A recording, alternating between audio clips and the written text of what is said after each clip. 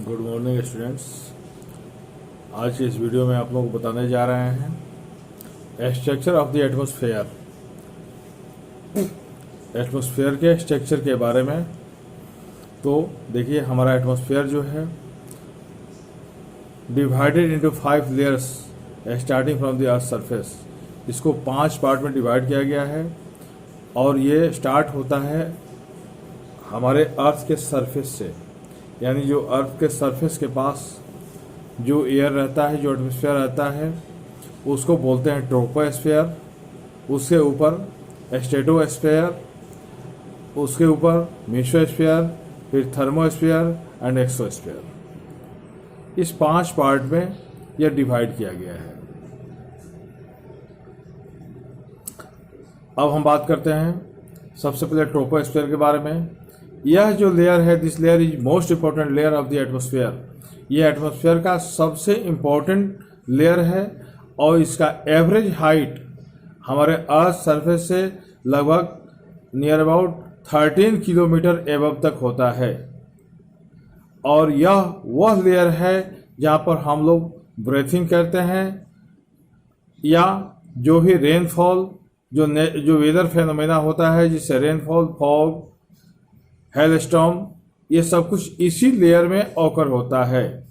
इस तरह से हम कह सकते हैं कि जो ये ट्रोपोस्फेयर है, यह सबसे इम्पोर्टेंट या मोस्ट इम्पोर्टेंट लेयर है, क्योंकि इसी के एक्टिविटी से, इसी लेयर से हम लोग, लेयर के बेस पर हम लोग सर्वाइव करते हैं। फिर दूसरा जो लेयर है वो है स्ट्रेटोस्फेयर, या above the troposphere lies at stratosphere. It extends up to a height of 50 kilometre. यह लगभग 50 किलोमीटर तक होता है। आप देख सकते हैं अपने बुक में, देखिए नीचे लगभग 10 किलोमीटर तक इसमें दिखाया है, लेकिन वह 13 किलोमीटर तक होता है ट्रोपोस्फेयर। फिर स्ट्रेटोस्फेयर लगभग 50 किलोमीटर तक होता है, 50 किलोमीटर की ऊंचाई तक होता है। This layer is almost free from the clouds and associated weather phenomenon. यह जो हमारे वेदर फेनोमेनन होता है, जैसे फॉग, रेनफॉल, क्लाउड, ये सबसे यह फ्री है, यह सबसे अलग है। और यही वजह है कि हमारे जो एरोप्लेन्स हैं वह इसी लेयर में फ्लाई करते हैं। One important feature of stratosphere is that it contains a layer of ozone gas.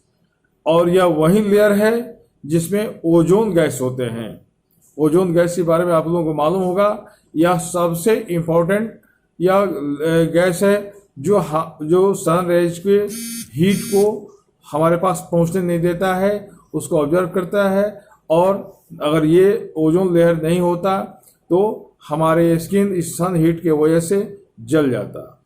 तो ये ओजोन लेयर भी इस स्ट्रेटोस्फीयर लेयर में ही होते हैं।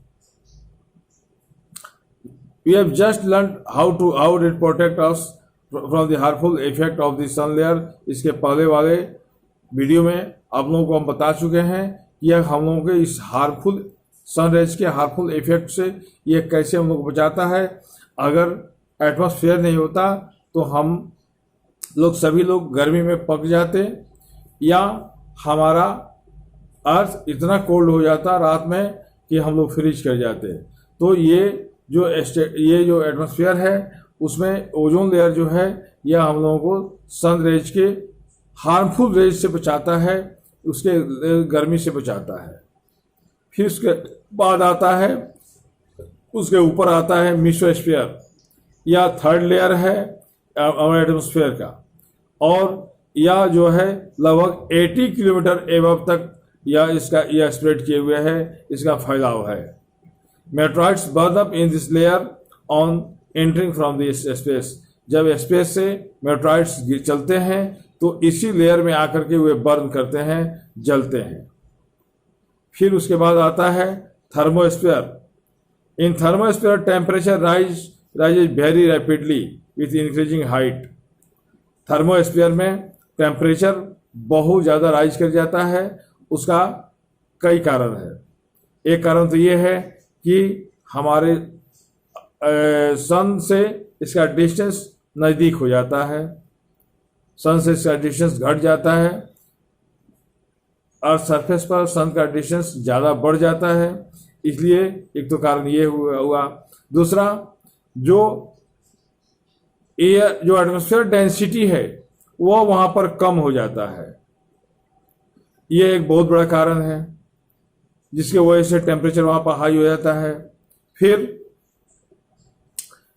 ओजोन लेयर उसके नीचे हो जाते हैं, इसलिए भी टेम्परेचर हाई हो जाता है। तो ये सब कई कारण है जिसकी वजह से थर्मोस्फीयर में बहुत रैपिडली वहाँ पर हीट टेम्परेचर राइज करता है। Ionosphere is the part of this layer, ionosphere भी इसी का पार्ट है, और यह लगभग 80 किलोमीटर से 80 किलोमीटर से 400 किलोमीटर तक इसका फैलाव होता है। This layer helps the radio transmission, यही वो लेयर है जिसके द्वारा सैटेलाइट से के माध्यम से रेडियो का ट्रांसमिशन होता है, और जो हमारे अर्थ तक पहुंचता है उसका ट्रांसमिशन रिफ्लेक्ट करके हमारे लेयर तक, अर्थ के लेयर तक पहुंचाता है। फिर उसके बाद होता है एक्सोस्फीयर, यह सबसे अपर मोस्ट लेयर है जो एटमॉस्फेयर का। इस लेयर में जो एयर का जो डेंसिटी है बहुत ही थिन हो जाता है, बहुत ही पतला हो जाता है, और यहाँ पर जो गैसेज हैं वो बहुत लाइट वेट के गैसेज हैं, जैसे हीलियम, ऑक्सीजन, यहाँ पर बहुत लाइट वेट वाले गैसेज हैं, और ये स्पेस में फ्लोटिंग करते रहते हैं, तैरते रहते हैं, इसलिए कि इतने हल्के हैं ये स्थिर नहीं रह पाते हैं। तो इस तरह से हम स्ट्रक्चर ऑफ एटमॉस्फेयर समझे। अब हमको पढ़ना है वेदर एंड क्लाइमेट। तो देखिए, वेदर समझिए, जैसे कि आजकल रेनी वेदर चल रहा है। जब रेनी वेदर है, जब उठते हैं देखते हैं कि बारिश हो रही है, फिर कभी कभी ऐसा होता है कि बारिश नहीं हो रही है, धूप निकला हुआ है, तो हम लोग कहते हैं कि नहीं, आज क्लाउडी वेदर नहीं है, आज सनी वेदर है। तो ये इसका मतलब है कि वेदर वह होता है जो time to time, day by day बदलते रहता है, आवर टू आवर बदलते रहता है। अब सोचिए कि कभी कोई ऐसा दिन है जिस दिन क्रिकेट होने को है और उस दिन रेनी वेदर है, तो फिर मैच कैंसिल हो जाता है। तो आप मन में ये सोचते हैं कि अगर आज रेनी वेदर नहीं होता, आपको अफसोस होती है, तो क्रिकेट मैच होता। तो ये वेदर हो गया। अब आप उन्हें इमेजिन कर सकते हैं कि यदि आपका बॉडी रेडियो है और माइंड स्पीकर है, तो स्पीकर बोलता है वह अकॉर्डिंग टू योर बॉडी। उसी तरह से हमारा वेदर जो है वह आवर टू आवर चेंज होता रहता है, और एटमॉस्फेयर के कंडीशन के वो ऊपर डिपेंड करता है। एटमॉस्फेयर का कंडीशन जैसा होगा उसके अनुसार हमारा weather hour to hour, day to day change होते रहता है। यानी बहुत वेदर जो होता है बहुत शॉर्ट टर्म के लिए होता है, बहुत कम समय के लिए होता है। एक hot and humid weather make one irritable, जब काफी गर्मी पड़ती है, और ह्यूमिड वेदर रहता है, इसे आजकल बरसात के दिनों में जब रेनी वेदर होता है तो ह्यूमिड वेदर होता है, बहुत ज़्यादा नमी युक्त होता है और गर्मी पड़ती है, तो उससे हम लोग काफ़ी इरिटेट हो जाते हैं, अपने आप को इरिटेबल फील करते हैं। और ए प्लीजेंट ब्रीजी वेदर में make one cheerful and even plan for an outing. जब प्लीजेंट रहता है वेदर, जब बहुत ज़्यादा गर्मी नहीं रहती है, ह्यूमिड वेदर नहीं रहता है, सनी नहीं रहता है, तो हम लोग कहीं बाहर जाने का प्लान करते हैं या जाते हैं घूमने के लिए। तो इस तरह से हम कह सकते हैं कि वेदर, अब समझ गए होंगे आप कि weather day to day, hour to hour change होता है, यानी यह बहुत शॉर्ट पीरियड के लिए होता है। Weather can change dramatically from day to day. However the average weather condition of a place for long period, जब किसी पार्टिकुलर प्लेस का वेदर लंबे समय के लिए, लॉन्ग पीरियड के लिए होता है तो उसको क्लाइमेट बोलते हैं। एक ही तरह का वेदर जब बहुत लंबे समय के लिए होता है, 2 वर्ष, 4 वर्ष, 10 वर्ष, 20 वर्ष, 50 वर्ष, तो उसको क्लाइमेट बोलते हैं। जैसे हम लोग किसी खास कंट्री के बारे में, पार्टिकुलर कंट्री के बारे में कह सकते हैं कि वहां का क्लाइमेट कोल्ड क्लाइमेट है। किसी पार्टिकुलर कंट्री के बारे में, अफ्रीका के बारे में आप कह सकते हैं कि अरबियन कंट्री के बारे में कि वहां का जो क्लाइमेट है वह हॉट क्लाइमेट है। तो क्लाइमेट जो होता है वह अब किसी भी, ये अफ्रीका में, गल्फ कंट्री में, यहाँ पर बहुत लंबे समय से गर्मी पड़ती आ रही है और आज भी पड़ती है। हो सकता है कि उसके पहले कभी ठंडी पड़ी हो या फिर कभी फ्यूचर में ठंडी बढ़ सकती है, ठंडी पड़ सकती है, ये अलग बात है। लेकिन जब ये लंबे समय को रिप्रेजेंट करता है, लॉन्ग पीरियड को रिप्रेजेंट करता है, तो इस तरह के वेदर कंडीशन को हम लोग क्लाइमेट बोलते हैं। अब हमको लगता है कि क्लाइमेट में, वेदर में आप फर्क समझ गए होंगे।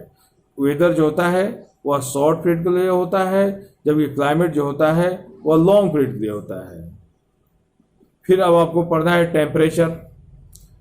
टेम्परेचर क्या है? टेम्परेचर जो हम लोग एटमॉस्फेरिक हीट को जो फील करते हैं वह टेम्परेचर है। इसके टेम्परेचर के को मेजरमेंट करने के लिए हम लोग उसको, उसके हॉटनेस को या कोल्डनेस को डिग्री में मेजर करते हैं। आप लोगों को याद होगा कि जब हम लोगों के यहाँ एबव 45 डिग्री सेल्सियस जब टेम्परेचर हो जाता है तो स्कूल बंद हो जाते हैं, यानी उस समय बहुत ज़्यादा गर्मी पड़ती है। जब बिलो 10 डिग्री सेल्सियस जब हम लोगों का टेम्परेचर हो जाता है तो ठंडी बहुत ज़्यादा बढ़ जाती है। तो इसको हम लोग डिग्री में मेजर करते हैं, कोल्डनेस को और हॉटनेस को। ये टेम्परेचर हुआ। Temperature, the temperature of atmosphere change not only between day and night but also from season two season. यह टेम्परेचर जो है ऐसा नहीं है कि केवल दिन में ही और रात में बदलता है। दिन में टेम्परेचर बढ़ जाता है, रात में घट जाता है, लेकिन सीजन टू सीजन भी चेंज करता है। वैसे हम लोग क्या, विंटर सीजन में टेम्परेचर काफी कम हो जाता है, समर सीजन में टेम्परेचर काफी बढ़ जाता है। तो इस तरह से टेम्परेचर सीजन टू सीजन भी चेंज करता है और डे एंड नाइट में भी चेंज करता है। सबसे इंपॉर्टेंट फैक्टर है टेम्परेचर को के डिस्ट्रीब्यूशन को इन्फ्लुएंस करने वाला, जो उसको पिछले चैप्टर में या पिछले क्लास में हम लोग को बताया गया होगा, हमारा अर्थ का revolution. An important factor that influence the distribution of temperature is insolation। और अर्थ के रिवोल्यूशन की वजह से इंसुलेशन होता है, सूर्य ताप बढ़ता है, घटता है, due to revolution of the earth. Insolation कहते हैं सूर्य की गर्मी को, सूर्य के ताप को। Insolation is incoming solar energy intercepted by the earth. जो इंसुलेशन क्या है कि जो सोलर एनर्जी जो आता है और हमारा अर्थ जो उसको रोक देता है या जो उसको ऑब्जर्व कर लेता है, वो उसको इंसुलेशन बोलते हैं। The amount of insolation decrease from equator towards the pole. आप लोगों को याद होगा कि हम बताए थे कि सबसे ज्यादा सन रेज का हीट इक्वेटर पर, अर्थ के इक्वेटर पर बीचों बीच वाले पार्ट में फील किया जाता है। और जैसे जैसे हम इक्वेटर से नॉर्थ पोल की तरफ या साउथ पोल की तरफ बढ़ते हैं, यह टेम्परेचर फॉल करने लगता है, कम होने लगता है। यहां तक कि नॉर्थ पोल पर और साउथ पोल पर हम जब जाते हैं तो वहां पर टेम्परेचर इतना लो हो जाता है कि वहां पर बराबर, वहां पर फ्रीजिंग पॉइंट रहता है, बर्फ जमे रहते हैं। अब ये पिछले चैप्टर में, पिछले क्लास में लोग बताया गया है कि वहां पर सालों भर बर्फ क्यों जमे रहते हैं, इसलिए वहां पर सन रेज जो है वह स्लैंटिंग पड़ता है। और If the earth's temperature rise too high, it would becomes too warm for some crops to grow. यदि टेम्परेचर बहुत ज़्यादा हाई हो जाता है तो कुछ प्लांट, बहुत कम ही प्लांट्स है, कुछ ही प्लांट्स है जो ग्रो कर सकते हैं। टेम्परेचर शहरों में ज़्यादा फील किया जाता है इन कंपेरिजन ऑफ विलेजेस। गाँवों के कंपेरिजन में, गाँवों की तुलना में शहरों में टेम्परेचर ज़्यादा फील किया जाता है। क्यों? इसलिए कि शहर में मैक्सिमम जो रोड होते हैं वे मेटल्स रोड होते हैं, कंक्रीट रोड्स होते हैं। अब देखिए आपके बुक में एक वर्ड है आसाफॉल्ट लिखा हुआ है, ASAPHALT। यह कोई वर्ड नहीं होता है, उसको करेक्शन कर लीजिएगा, वह मिसप्रिंट है। ASA नहीं है, ASPHALT है। उसका मतलब होता है जो अलकतरा और बालू को मिक्स करके जो रोड डाला जाता है, रोड बनाया जाता है, उसको एस्फाल्ट रोड्स कहते हैं, एस्फाल्ट ऑफ रोड्स। तो ये मिसप्रिंट है बुक का, उसको करेक्ट कर दीजिएगा, उसको ठीक कर दीजिएगा। तो जो शहर में जो रोड्स होते हैं वह एस्फाल्ट ऑफ रोड्स होते हैं, अलकतरे और बालू के मिक्स किए के बने होते हैं, मेटल्स रोड होते हैं, कंक्रीट रोड्स होते हैं, जो सन रेज को ज़्यादा ऑब्जर्व कर करके हीटेड हो जाते हैं और रात में भी अपने हीट को जो रिलीज करते हैं। या जो क्राउडेड एरिया होता है जहाँ पर बिल्डिंग्स बहुत होते हैं, वहाँ पर शहरों में वे सन रेज को, सन वार्प्स को ट्रैप कर लेते हैं, ऑब्जर्व कर लेते हैं और फिर उसको रिलीज करते हैं। इसके वजह से शहरों में, सिटीज में गर्मी ज़्यादा पड़ती है, गाँवों में वेजिटेशन होता है, जो रोड होते हैं वह कच्चे रोड होते हैं, इसलिए वहाँ पर वे जल्दी वे सनरेज को ऑब्जर्व करके तुरंत छोड़ देते हैं। वे रात में उसको रिलीज नहीं करते हैं बल्कि दिन में ही उसको रिलीज कर देते हैं। जैसे ही सनरेज कम पड़ते हैं वे रिलीज करना शुरू कर देते हैं, इसलिए इस गाँव में गर्मी कम पड़ती है। Thank you. फिर आपको नेक्स्ट वीडियो में बताएंगे हम एयर प्रेशर के बारे में।